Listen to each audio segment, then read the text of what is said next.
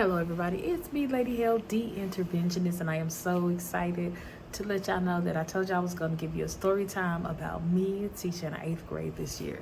8th grade, like, what was I thinking? But anyway, it's okay. So as y'all know, this year, I officially became a certified special education interventionist here in Dallas, Texas. In the state of Texas. But anyway, and I have videos here where I show those who are interested in getting into becoming a teacher, my process, what I went through, and all that with Texas teachers. I can say after this, I do not look like their prices have went up, and I recommend that you guys go to iTeach, okay?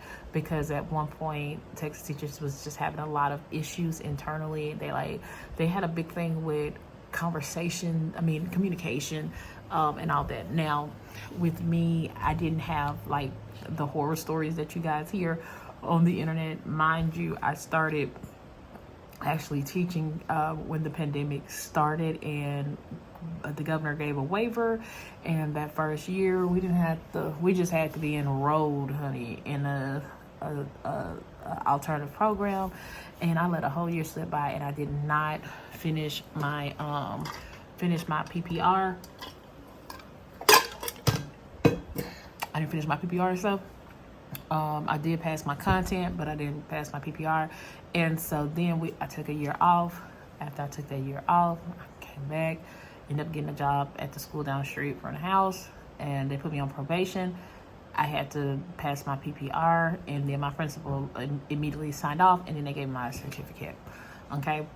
And so I ended up having where it was like $4,300 or something like that. I ended up paying like $5,000 to become a teacher. And ain't that sad that you have to pay money to educate kids? You have to pay I'm talking about, it's almost like taking another college course. And mind you, I have a master's in marketing. But anyway, I was able to pass my test. Again, while you work, they will take out every month on your bank account, or if your school have the whole automatic draft, they'll have that like right there. So just so you know, they will take out their coins every month, okay? So you're gonna be missing that $400 and some every month, and you're gonna be mad. So go on and take care of your modules, get that stuff out the way so you can get in a classroom and get to teaching if teaching is something that you want to do. Some of you say, well, I do want to get into teaching, but I don't have my degree yet. Girl, there are other positions that are there that doesn't require a degree, okay? So you have like executive administration type work where you can register kids to go into school. They pay about $35,000-$40,000 a year, and the only thing you're doing is registering kids in the school. So you're making sure they have their social security number, you're making sure they have their school records, they live where they say they live. They basically, you the one who tell them to bring all their information so they can be enrolled in school, and you make sure they're properly zoned for your school, etc., like that, okay? So that doesn't require a degree, it just require common sense, literally. All right. Also, you say, well, I'm finishing school. Why don't you consider becoming a para? All right. A para gets paid throughout the summer and everything. And most districts start their paras at about $15 an hour. So like I said, it's not like a lot of money, but it's better than a blank. And you do the same hours at the school. So if you went to school at night, had a little job during the daytime, that would be very beneficial for you. So then when you don't have to do student teaching because you're already a para as well. So you get to skip some of those things as well, okay, on your way to become a certified teacher and everything. So this is how I got to keep teaching 8th grade. Listen. So I signed up to teach summer school. And let me tell you why I taught summer school. Because I wanted some extra coins. And in summer school, you get paid decently, enough for me to get what I want anyway. right? But you get paid really decent. Even like you get paid like even a teacher's assistant get paid like $20 an hour. Okay, and that's for a TA or a paraprofessional. Gets paid $20 an hour, and I think teachers we get paid like $35 an hour to be at the summer school. Who ain't gonna take them 4 hours, $35 an hour for 3 weeks? Me. I don't have to, but I wanted to teach. I wanted to see how it was, and I was blessed with the opportunity to teach life skills. So life skills those are for children who are way developmentally behind and everything, and so we teach skills that they don't lose, right? Because sometimes during the summer times you will lose, sometimes we lose skills that we've been working so hard to gain. So imagine children who have Down syndrome, who have severe autism, who can't talk, or who can't toilet themselves, things of that nature. So those are the type of children I was working with. They also have like the remedial stuff for the Lighthouse Bill 4545, and that's when you're working with kids that might not have passed like the STAR test, or their grades might not have been there, so they had to go to summer school. Okay, so there's levels to this. So of course I end up teaching the life skills. I couldn't do it all year round. I love my life skill babies. I really do, but I couldn't do it all year. Okay, it's co-teach for me, but I don't mind doing it during the summer, because it's definitely an experience I think everybody should have. To be very honest with you, and to really serve the community and everything is just a blessing. But anyway, so I get a call. Ring, ring, ring. Hello, hey Miss L, you down the street? Yeah. Hey, come on up here. We need to talk to you. Okay. So I go up there and begin to say, hey, well, got some good news for you. Got some bad news for you. And I was like, well, start with the bad. It's like, well, you're not teaching 6th grade no more next year. I said, I'm not. Okay, well, what am I? I'm thinking, well, I guess I'm finna get fired today. I said, Lord, I'm talk crazy to them kids, and then they gonna fire me. No, wasn't that. So, they was like, well, we're gonna, this year we're gonna take you to 8th grade. Okay, you're gonna have a interesting batch of kids, and everything, but I think you're gonna do really, really good with the kids up there. And in my head, I'm like, being selfish, I'm like, I'm good. Them grown people, them eighth graders, guys. I'm like, bro, those are grown people. Like, them. Let me take off my glasses so y'all understand what I'm saying. Those are grown people. They're grown people. They're not little people. They're grown people. So I'm like, really? That's what we doing today? Oh, okay, cool, no problem. So let me tell y'all. So I was like, yeah, well, I mean, if that's what's, my PLC head start going on. It was just like, well, if that's what's best for our students, then I guess it's the best situation for our students, and everything. So don't start tripping. My whole thing is don't start tripping when you have to move to a different grade, right? Because as a professional, number one, you're going to develop professionally, because that's how I have to look at it. And number two, just trust your admin team that if you are put somewhere, that trust me, you can handle it, right? Because it's real easy. I know for me, I was like, I didn't even know how I was going to do with 6th grade, yet alone 8th grade students. So now 8th grade, I haven't taught, I've substituted for 7th grade before, but I've never taught 7th grade. And that's just, put a little more notches on your girl's belt, because I've taught 4th grade, I've taught 5th grade, now 6th grade, and I did some 3rd grade just a little bit, but primarily 4th and 5th grade. Those were the subjects that I did in elementary, and it was ELAR.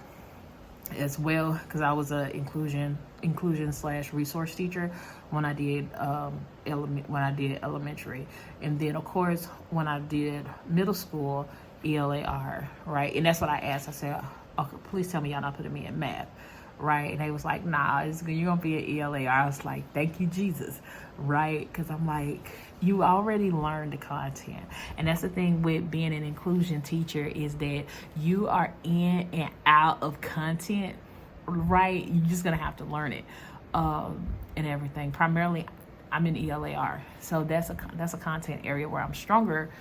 I'm stronger in, and we as a team, we prepared our year in advance. I mean, we have everything like written out for like next year by the time we left, and so the only thing we would have to do was just to modify our focus based off how the kids last year did on that, so we know where to put our focus at based off those scores and different things of that nature, what shows us where they were necessarily weak, where they were weak in, and then we could kind of just modify the lesson to really hit the teaks a little bit more, so we make sure our kids have those teaks, so when they see them on the test, they know how to recognize them. And in any type of environment, whether it's on, because we don't put everything in test format, we might talk to them and ask them a question, because you have to ask children things in multiple ways to make sure they got it. Just because they get it when you put it in a test format, do they get it when you just have a regular conversation with them?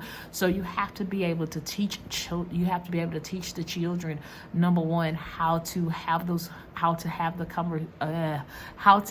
conversations, and also how to recognize certain skills. So if it's inferencing skills, teaching kids how to inference. If it's what is the author saying, teaching them that. If it's summarizing, how do they summarize? How do they summarize the beginning, middle, and end when they can barely spell their names? Right? So those are the things that you have to put into your kid, to put into your kids as well. And I get it. Everybody is, well, I'll do this and then I'm about to end this story time. So I know everybody is tripping off the behavior of these kids. Behavior. Listen, let me tell y'all something. A lot of these kids, they just need some love and structure. And you have to remember that sometimes your presence is the only source of authority that they're getting all through the week. A lot of these kids, like I teach in a Title I school, so your situation might not be like my situation, but I can guarantee you there's a common theme among schools and behavior issues and problems that we do see in the education. Where now I teach in the Title I area. At first, I didn't come from no Title I area. I come from a five-star school. You understand me? So there were certain things we didn't have to deal with. Right? There were certain services that was available at our five-star school that's not available at the Title I, right? And so since certain services aren't available at the Title I, you got to use what you got. Remember those concepts. That's why it's always good to partner with your occupation therapist, your LSSP, your speech therapist, all of those people. So when you start seeing certain things in children who may not even qualify for SPED services or have 504 SPED services, or might not be even on a RTI Tier 2 or Tier 3, then RTI means response to intervention, if you want to know what that means. But all students start, when it's called to response to intervention, all students start at a level 1. But to be able to have solutions and strategies available for those kids who, they might not have a caseworker, but you're identifying something and you're seeing that in them. Why don't you provide them with the resources that they need inside of the classroom, right? And it's called, and you have to, I get it, it's impossible when you have 100 kids, 114 kids, 120 kids spread out amongst your classes. But when you see stuff, write it down, okay? That's what I'm learning. You write it down in your teaming time. If you're able to team with your coworkers, your next door, you're able to team with math. Ask them, are you seeing this in math? Ask them in science, are you seeing this? Tell me, what does that look like when you see it? So if you guys begin to communicate, because I don't know why people make it so hard to talk to each other. You have the same students. It's so stupid, but you have the same students. And that's what I loved about my 6th grade team. We talked, like, we might be buddy, but we talked about our kids. Not like in a bad way, but when I say talk, we talk. We say, oh, you seeing this and this. Hey, this might help you doing this. Hey, such and such do this, and hey, do they do that in your class? And you're able to talk and come up with solutions and work as a team. You know how powerful that is? Talk to your team. All you first years, if you're watching this video, talk to your team. Hear me. Use your team. Don't be out there being a lone ranger. Talk to your team. You know how much wisdom it is when you have a group of people that you're able to communicate with and talk to, etc. Because you have a team. Listen, talk to your team, and then sometimes you might have to be the one that pull your team together, or you might have to say, hey, I'm making this IEP for such and such. I don't see them, right? And that's a whole nother topic I could get into. I'm a case manager for a child I don't see. And I don't even have the time to go and observe them in their class and I just know whatever the teacher reporting, that's all I know, right? Because that's a lot of you. And so thank God I didn't have that problem. No, I really didn't. In any way, if it was a kid that I just did not see, what I would do is that sometimes just to observe the kid in the educational setting. If there's a parent in there, we'll just switch out. I'm like, hey, I need you to switch out with me for 30 minutes while I'm sitting up here and observing this student. I need you to switch out with me, okay? You don't have to make a whole change in the schedule. Just switch out with me. That's it. You're the teacher. You're the paid professional. And so your kids' minutes are covered. There's someone right there who is able to cover those minutes for, because I know some of y'all get stuck on technicalities with minutes and who's there, who's certified, who's not certified. Who cares? We care. Hear what I'm saying. Yes, I know some say, no, only a certified teacher can stay there for 30 minutes. Let that parent jump in that class for 30 minutes while you go over there and observe that child that you do not see, period. Right? And so then you are able, when you are at that art meeting, you're not looking crazy because you never see this kid and you're only going off of what somebody else have to, and we trust our colleagues' professional opinion. I trust my colleagues' opinion and what they're saying about kids, but sometimes when you see kids in action, it's just a whole different thing. And then too, they respond different to different people as well. But anyway, so that's my story time. So we're going to be teaching 8th grade next year. Y'all, I can't wait. I can't wait, honey. I can't wait. And I get a new teacher, too. I miss Cameron. That was my dude. Like, that, he was like my little brother. And I'm like, you can't bring him upstairs. You can't bring him upstairs. But yeah, so it's going to be a new journey for everybody. Really, a new journey for everybody. But that's the 8th grade story time. Oh my God, I took like 20 minutes talking. But until next time, God bless you all. Bye.